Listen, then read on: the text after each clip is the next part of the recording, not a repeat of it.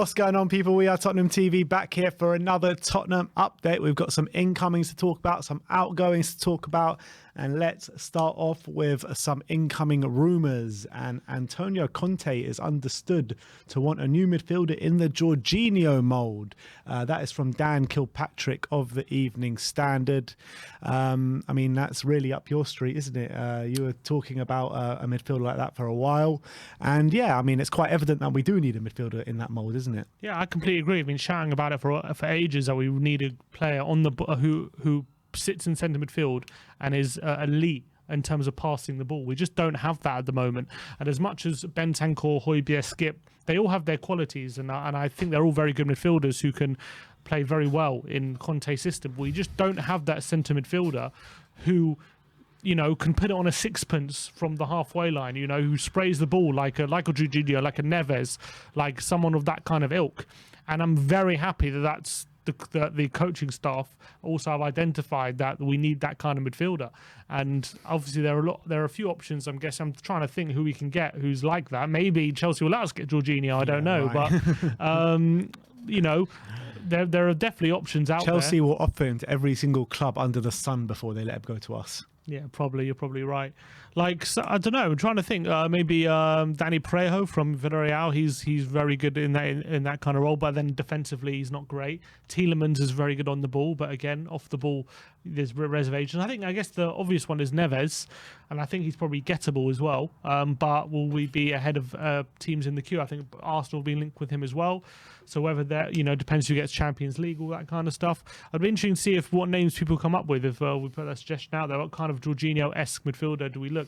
I think Jorginho gets a bad rap just because sometimes he gets beaten by dribbles and stuff. But I think on the ball, his passing in behind and stuff like that. Imagine we had that kind of passer for passing into Son, making runs, you know.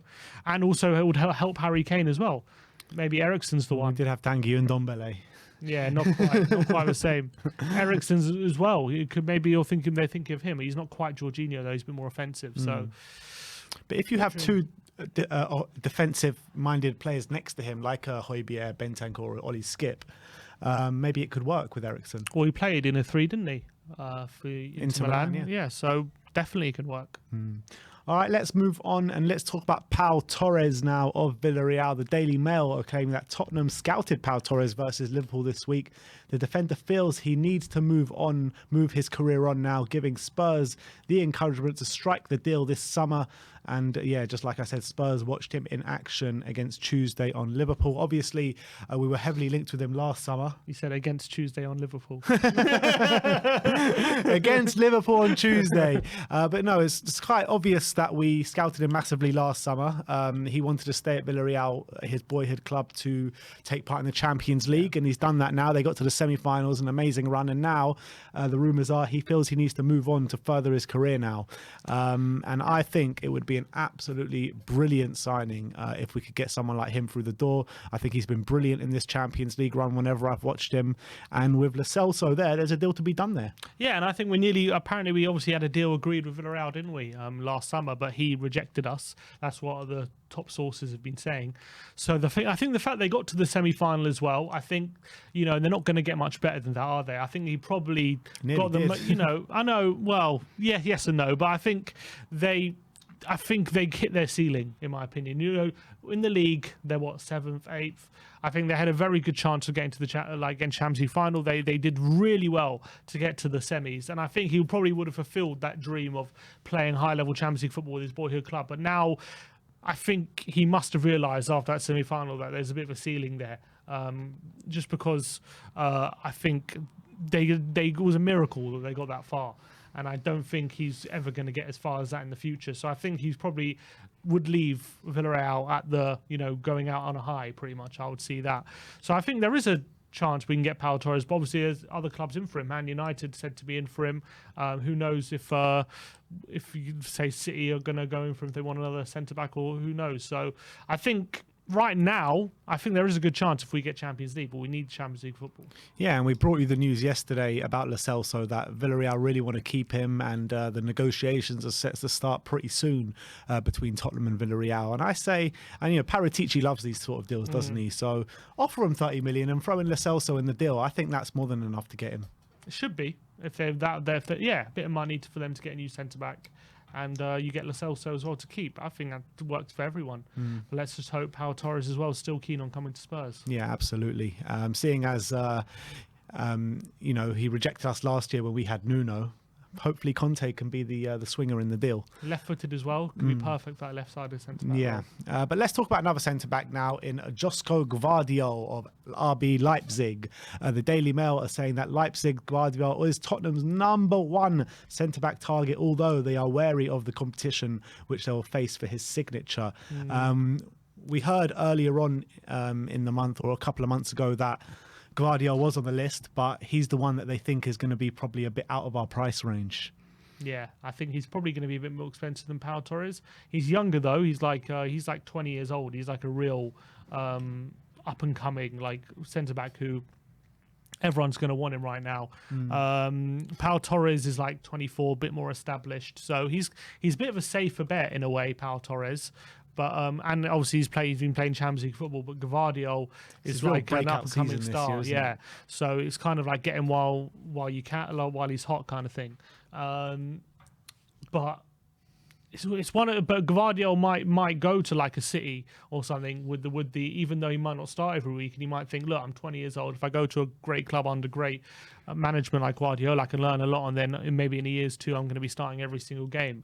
He might think like that, or he's might think like, look, I'm better off going to someone like Tottenham, and I'll be starting every single week under a great coach like Conte. It's going to be interesting to see. And he can also say maybe not going to Tottenham, but maybe players can think like this, where you go to Tottenham at 20 and by the time you're 26, 27, then you get your really, really big move to a Man City. You know what I mean? Players could think like that easily. Potentially. But I don't know. I think statistically, like Gvardiol is more like what we want in terms of how aggressive he is. Pau Torres is more silky. He's more of a ball playing defender. Although obviously he can definitely do the dirty work, as he's shown in this Champions League run. They don't get the results that they have unless he's doing that stuff. But he's very much more of a Laporte than he is like a Romero. If you understand. I think we need a bit of both, though, don't we? It's not just all about the aggressive nature of the centre backs. We need ball playing centre backs as well. Yeah, I know. Gvardiol's good on the ball as well. I'm just saying in terms of the profile of defender, Gvardiol probably is probably more the profile we're looking for. But Pau Torres, would they both be left-sided centre backs, both on the left, or would Pau Torres more be a central figure in the back three? I've signed both of them. Yeah, I'm not saying we're going to sign both of them. I'm just saying, for argument's sake, where would they both be at their best? I'll probably say Pau Torres on the left and Gvardiol down the centre, probably.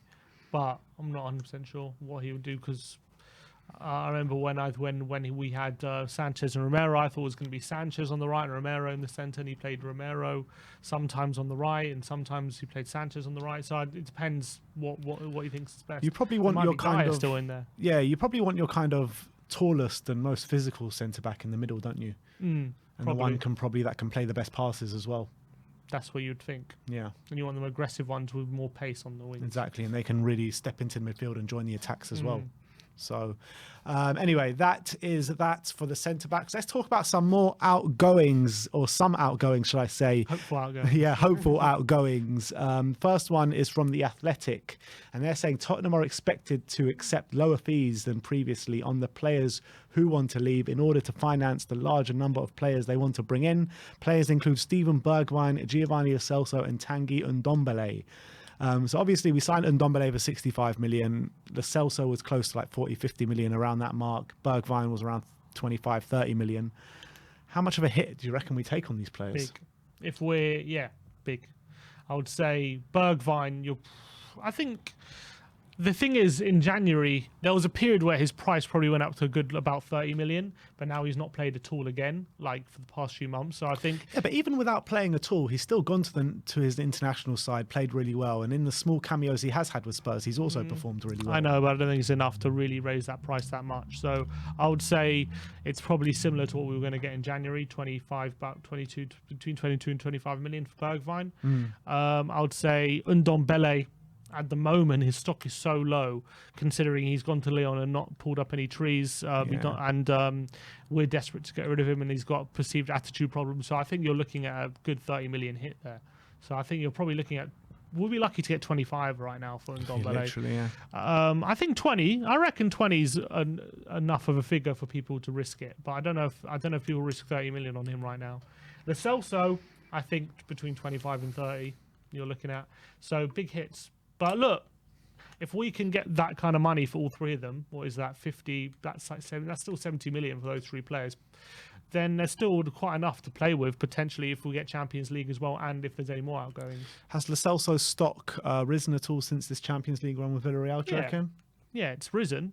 You know, no one was looking at him in January. You know, it was either Villarreal or a loan to Lyon. That's all that people weren't desperate for him. So I think it has risen, but you know, not by that much. But yeah, I mean, with the Lo Celso thing, I'll say it again. I mean, it just makes sense to do a deal for Pau Torres with him. It just makes sense. I mean, he's probably the only one at Villarreal that you'd probably want.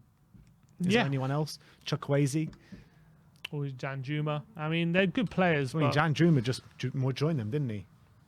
In last summer. Didn't he just join them in January? Or was it last summer? Must have been summer, because he was definitely there first half of the season. He could be one. Trying to think who else. Gerard Moreno, but he's getting on a bit. Yeah, I wouldn't want Gerard Moreno. Yeah, I think Pau Torres is the one. Maybe Danny Parejo if they think he could be the player in the midfield. But I think, Pau Torres is the main one. Dan Kilpatrick says that Spurs are expected to listen to offers for Sanchez, Royale, Reguilon, Winks and Rodon, whilst Lucas and Matt Doherty may also be free to leave the club. So sounds like a big clear out this summer. Well, it was interesting because Conte was talking in his press conference today, and he was asked about, has he got a list of summer transfers he wants? And he said, no, we're focusing on top four, but it's not right to talk about the list right now, because if I was to give them a list, it'll be a very, very big list, he said. So I don't think that he said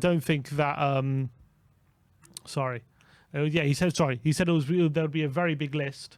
So I think if we get all those players out the door, that'll be very good. It'll be a lot of money to play with. How much are you talking about? 25 million for Sanchez, probably. Emerson probably take a hit, probably between 15 and 20. Reguilon probably get 25 to 30. 25 to 30. Winks, you're probably looking at 10 to 15. Yeah. Rodon, probably looking at 10 million. Lucas Moura, you're probably looking at 15 to 20 million. Matt Doherty, you're probably looking at 5 to 10 million. That's a lot of money there. It's a lot of money to play with. But what would you need then? We wouldn't have any players. Players you probably need, because then we would have 3 centre backs if we get rid of Sanchez and Rodon. So we'd only have 3 left. We would have no right wing backs. We'd have only Session left wing back, and we'd have 3 centre mids. Yeah.